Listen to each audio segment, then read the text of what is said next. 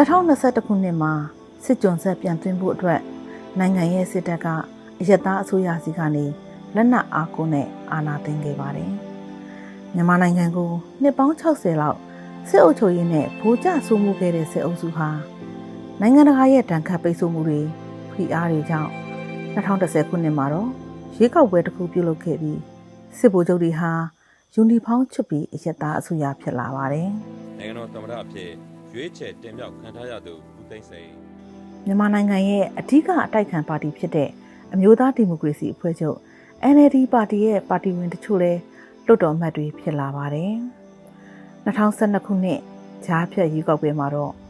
19နှစ်ကြာနေအိမ်အကျယ်ချုပ်ကြခံနေရတဲ့လူထုခေါင်းဆောင်ဒေါအောင်ဆန်းစုကြည်လည်းပြန်လည်လွတ်မြောက်လာပြီးဝင်ရောက်ရှင်ပြိုင်ခဲ့ရာကနေလွှတ်တော်အမတ်ဖြစ်လာခဲ့ပါတယ်။ဒီလိုနိုင်ငံရေးအခြေအနေပြောင်းလဲမှုတွေနဲ့အတူ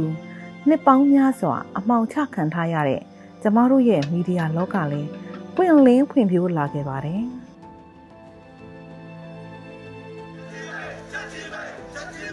Scores of journalists chanted "Press freedom now" as they marched through Myanmar's commercial center Yangon to demand the release of a reporter who was imprisoned while working on a story about 2015 ခုနှစ်ရွေးကောက်ပွဲအပြီးမှာတော့ NLD ပါတီအပြတ်သက်အနိုင်ရခဲ့ပြီးဒေါ်အောင်ဆန်းစုကြည်ဦးဆောင်တဲ့အယက်သားအစိုးရတက်လာပါတယ်။တိုင်းပြည်ဟာလည်းဖွံ့ဖြိုးရေးလမ်းကြောင်းပေါ်ရောက်လာခဲ့ပါတယ်။9နှစ်တစ်ကြိမ်ရွေးကောက်ပွဲဖြစ်တဲ့2020နိုဝင်ဘာလရွေးကောက်ပွဲမှာအယက်သားအစိုးရထပ်မံအနိုင်ရခဲ့ပြီးလွှတ်တော်ပြန်လည်ခေါ်ယူမဲ့ဖေဖော်ဝါရီလ1ရက်နေ့မှာတော့စစ်တပ်ကအာဏာပြန်သိမ်းခဲ့ပါတယ်။ဒီမိုကရေစီရဲ့အနှစ်သာရကို10နှစ်တာလောက်မီးစမ်းခွင့်ရခဲ့တဲ့မြန်မာပြည်သူတွေရဲ့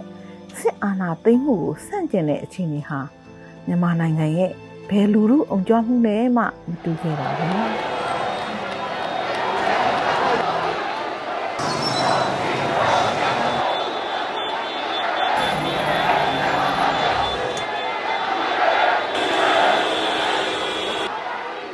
ဒီအခြေအနေကိုအာဏာသိမ်းစစ်တပ်ဘက်ကလည်းပြန်လည်ပြီးအကြမ်းဖက်တုံ့ပြန်ခဲ့ပါတယ်ခဏညင်ပေးပါအားလုံးပဲခဏညင်ပေးပါမိသက်ရှိကနေပြီးတော့မှဒူးတောက်ပြီးပြစ်ဖို့လုပ်နေတယ်နော်အားလုံးပဲသတိထားပါအားလုံးပဲသတိထားပါ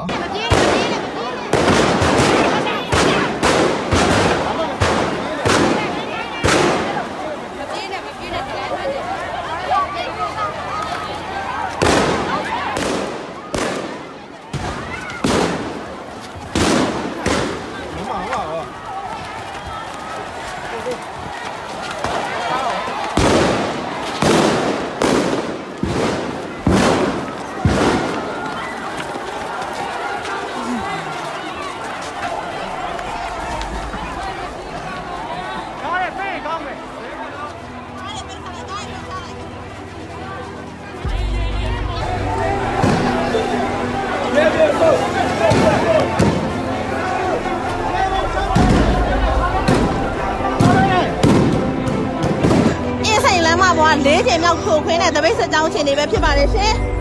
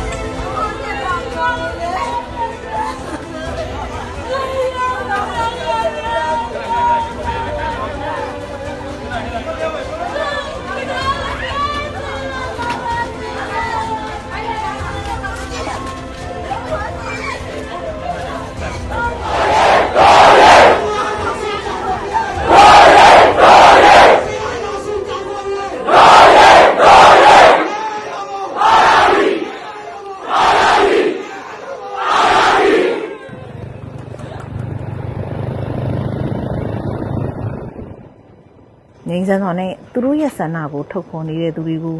အာဏာသိမ်းစစ်တပ်ကရက်ရက်ဆက်ဆက်တပ်ဖြတ်မှုတွေကြောင့်လူငယ်အများစုဟာလက်နက်ကင်ဖို့ဆုံးဖြတ်လိုက်ကြပါတယ်။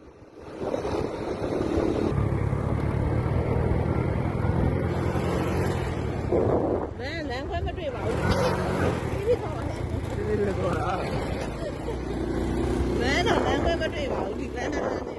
ဒီနိုင်ငံရေးအရာရောပေါ့စစ်ရေးအရာရောပေါ့နော်ဘာဘလို့အခက်အခဲတွေကအကြီးမားဆုံးဖြစ်မယ်ထင်လဲအခက်အခဲတွေကတော့အကြီးမားမှုတောက်လျှောက်ရှိလာတာအခုချိန်ကြီးထိလည်းအကြီးမားမှုရှိလာတာဒါဆက်ရောစပြီးတော့ဒီလက်နက်ကင်လမ်းစဉ်ကိုစပြီးတော့လုပ်တယ်ခုနကပြောလို့ EAO တွေနဲ့ယူညူတိဆောက်တာတွေခက်ခဲဖြစ်တယ်ကျွန်တော်တင်နန်းနေမှာတင်နန်းကာလမှာကျွန်တော်တို့ခက်ခဲမှုတွေဖြတ်တန်းရတယ်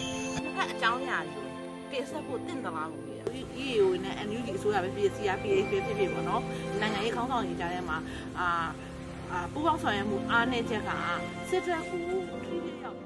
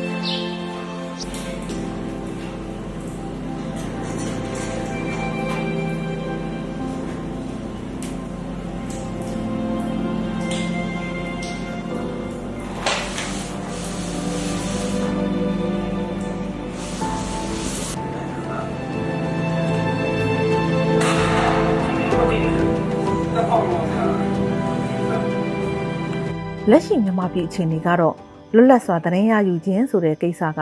လုံးဝစိတ်သုံးသွားခဲ့ပါပြီ။အာဏာသိမ်းပြီးတစ်နှစ်အတွင်းမှာတင်သတင်းသမား112ယောက်အဖမ်းခံခဲ့ရပြီး42ဦးကိုစစ်ကောင်စီကပုံမှန်မျိုးစုံနဲ့ပြစ်ဒဏ်တွေချမှတ်ခဲ့ပါတယ်။2021ခုနှစ်ဒီဇင်ဘာလ10ရက်အပြည်ပြည်ဆိုင်ရာလူ့အခွင့်အရေးနေ့မှာမြန်မာနိုင်ငံအတွင်းကပြည်သူတွေဟာစစ်အာဏာရှင်စနစ်ကိုဆန့်ကျင်တဲ့အနေနဲ့အတန်တိတ်တပိတ်ကိုဆင်နွှဲခဲ့ပါတယ်။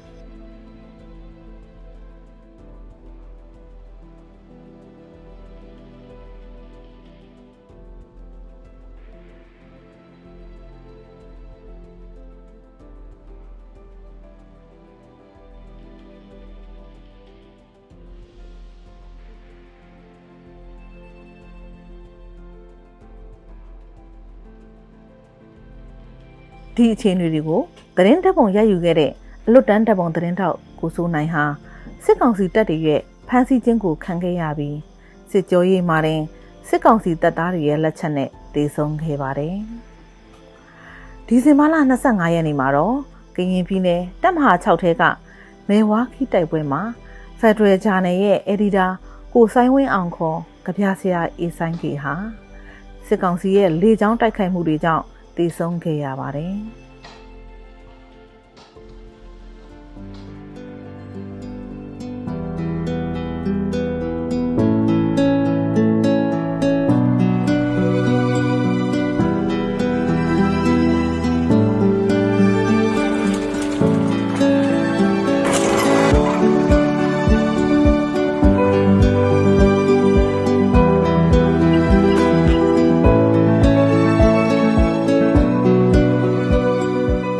နေရာကကြည့်ရင်လေးကီကိုမြင်နိုင်ပါတယ်။တစ်ချိန်ကစီကားခဲ့တဲ့ KNU တပ်မဟာ6ရဲ့မြို့တော်ဟာအခုတော့လူသူကင်းမဲ့နေတဲ့တစားပြန်တစ်ခုလိုပါပဲ။ဌာနေတိုင်းရင်းသားတွေကတော့စစ်ဆောင်စခန်းအသီးသီးနဲ့တောတောင်တွေထဲမှာလေချောင်းအန်ရီကိုနားဆင်ရင်ခက်ခက်ခဲခဲရှင်းသန့်နေထိုင်နေရပါတယ်။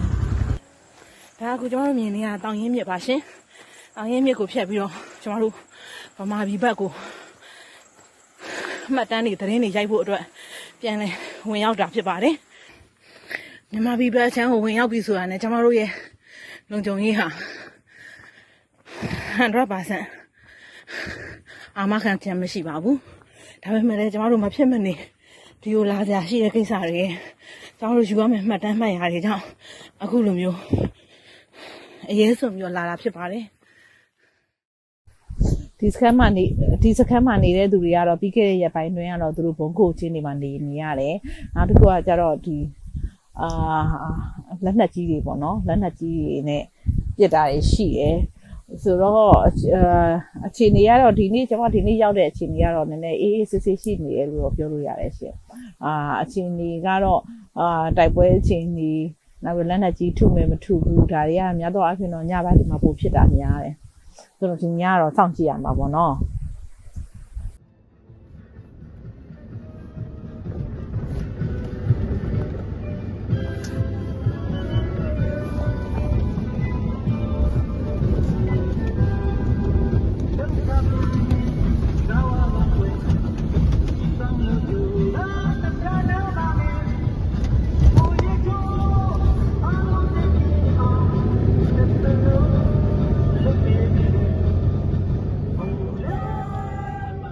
ဒီနေ့ရခုလေးစီစဉ်ရဒုတိယနေ့ဖြစ်တယ်ကျွန်တော်တို့အခုသွားမယ်တကယ်နေမဲ့စခန်းကိုသွားနေရတယ်ဖြစ်ပါတယ်ရှင်ဝါကလော့စေဖို့တန်ကောင်းလားကလော့စေဖို့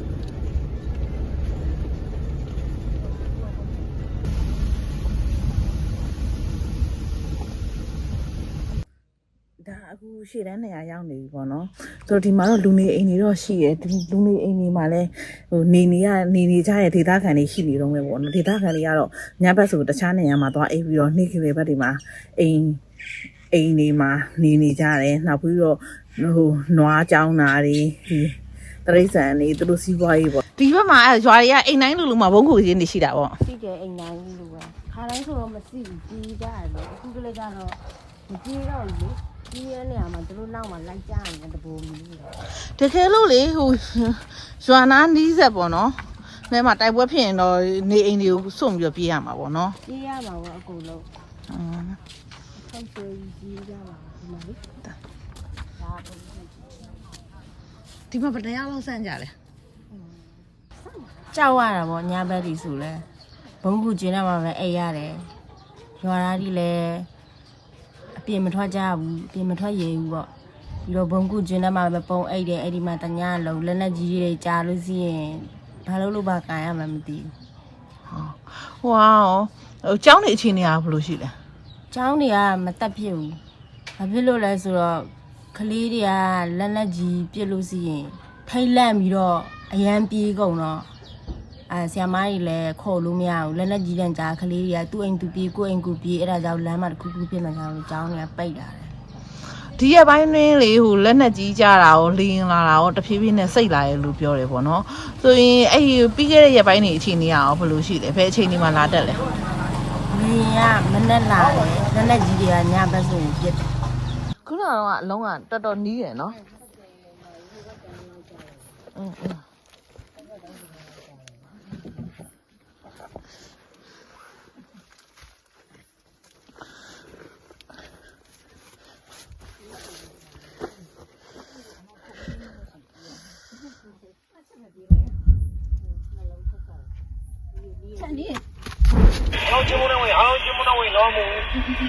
ဝင်နေပါပြီ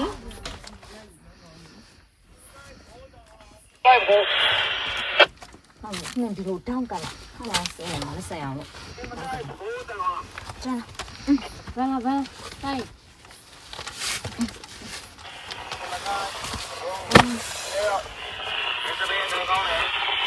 နော်လက်နက်ကြီးကြာတယ်အတန်းနှစ်ခုကြားတယ်အရန်ကတ်တဲ့အတွက်ကျွန်တော်တို့ဒီဘုံခုချင်းတွေရောက်နေတယ်ဒီဘုံခုချင်းတွေမှာတော့ဒါအမျိုးသမီးရဲမေရဲနောက်ပြီးတော့ကလေးနှစ်လသားကလေးအမေတယောက်ရှိမယ်ကလေးလေးနဲ့ပေါ့နော်ဆိုတော့တက်တဲ့ဆန်တိုင်းကျွန်တော်ဒီနေ့ human rights ဆိုတဲ့အင်ဂျီကိုဝတ်ထားရပေါ့နော်ဒါပေမဲ့ကျွန်တော်တို့နိုင်ငံရဲ့ human rights ကတော့အခုဘုံခုချင်းတွေရောက်နေတယ်ဆိုတဲ့သဘောမှာတော့ရှိတာပေါ့ဆိုတော့ဒါကတော့ကျွန်တော်တို့အခုမြင်နေရတဲ့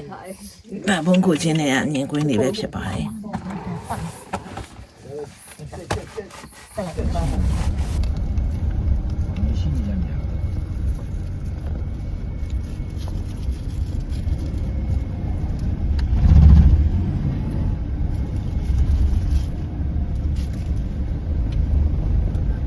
ထောက်တာဒါက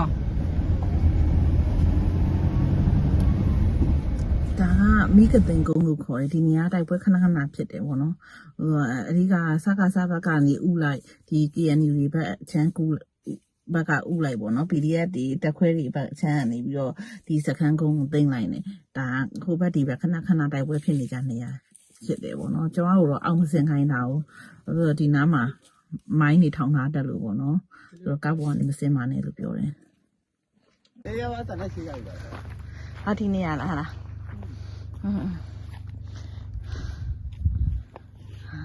ဒီဟာဟာဝီဇာနဲ့ပြစ်တာဟာဝီဇာနဲ့ပြစ်တာဟာဝီဇာ2ဆင့်ကွဲပေါ့ဒီမှာ1ဆင့်ကွဲပြီးမှနောက်1ဆင့်ကဟိုဘက်ချမ်းထက်ကြဟာဝီဇာရဲ့ပထမ1ဆင့်ကွဲတဲ့နေရာတခုလုံးလေ ဟာလား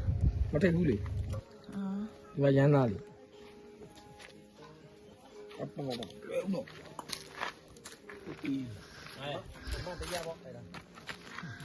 ကိုလေးတို့ကြည့်ကြအဲ့မှာစာကြည့်တယ်လေပွဲတူနဲ့ပြပြတာအဲ့ဒါမရှိဘူးလားအဲ့ဒါပွဲတူနဲ့ကျွန်တော်ပြပြတာဟိုသူတစိမ့်လိုကိုပါညာပါတယ်နေရာလေးရှိမရှိဘူးတွေ့ဘူးဒီစိတ်ကတရုတ်တစ်စိပဲပါတရုတ်တစိပဲနားမှာပါ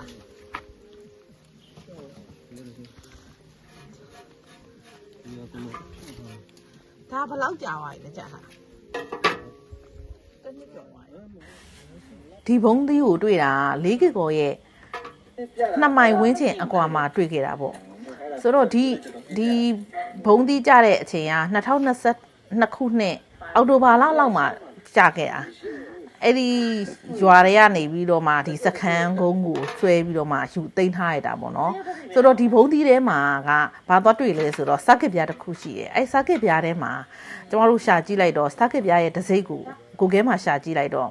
ဒီတရုတ်ထုတ်ပစ္စည်းတစ်ခုဖြစ်တယ်ဆိုတာကိုသွားတွေ့ရတယ်ဆိုတော့ဒီပေါင်900ဘုံသီးဟာတရုတ်နိုင်ငံထုတ်ဘုံသီးပေါ့နော်ဒါစစ်ကောင်စီကအသုံးပြုခဲ့တယ်ဆိုတဲ့အကြောင်းကိုတော့ကျမတို့ရှာပြီးတော့တွေ့ရတယ်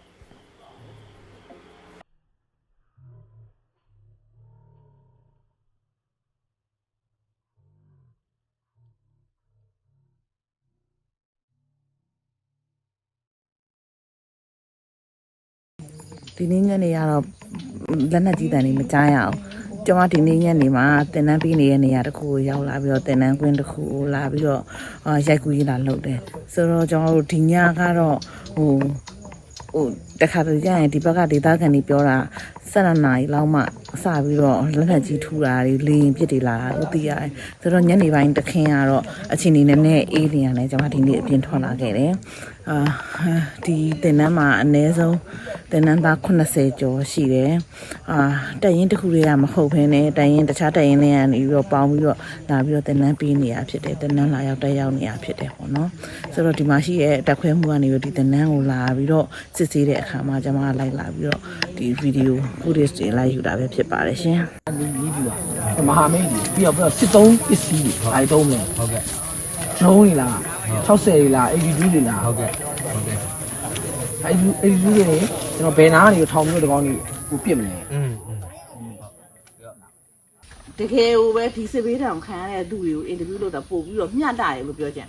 သူတို့ရဲ့အတန်ကိုပို့ပြီးတော့ထုတ်တင်တယ်လို့ပြောကြတာဒီပရိခါဖြစ်စေနေမှာလေတိုက်ပွဲဧရိယာတဲ့သတင်းယူရတဲ့သတင်းတောက်တွေအတွက်ရင်ဆိုင်ရတဲ့အန်ဒီရီတွေကတော့အများသားပါနေမိုင်းလက်နက်ကြီး air strike နဲ့အခုလိုကြိုတွေးမထားတဲ့အန်ဒီရီတွေအပါဝင်ပေါ့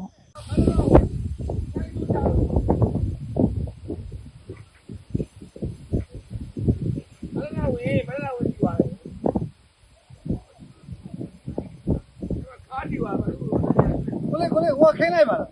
ဓာတ်ဆက်ကိုခင်းလိုက်ပါလားအောက်က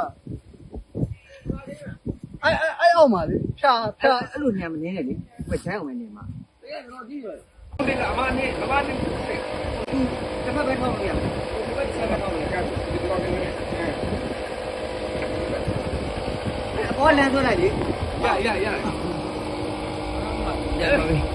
တကယ်နေလားငါလားဟဲ့ဆိုရမှာပြန်စင်းမြောက်တော့မှာရပါပြီအားနေနော်အေးလေးတော့လေဒီတော့မရပါဘူးနော်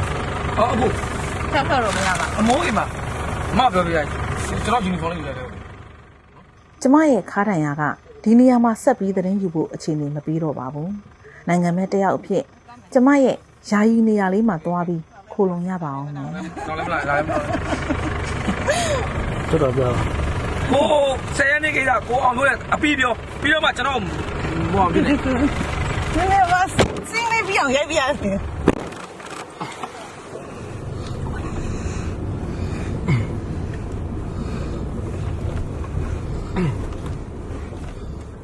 အခုဖတ်တီးခဲ့တဲ့ journalist မှတ်စုဟာ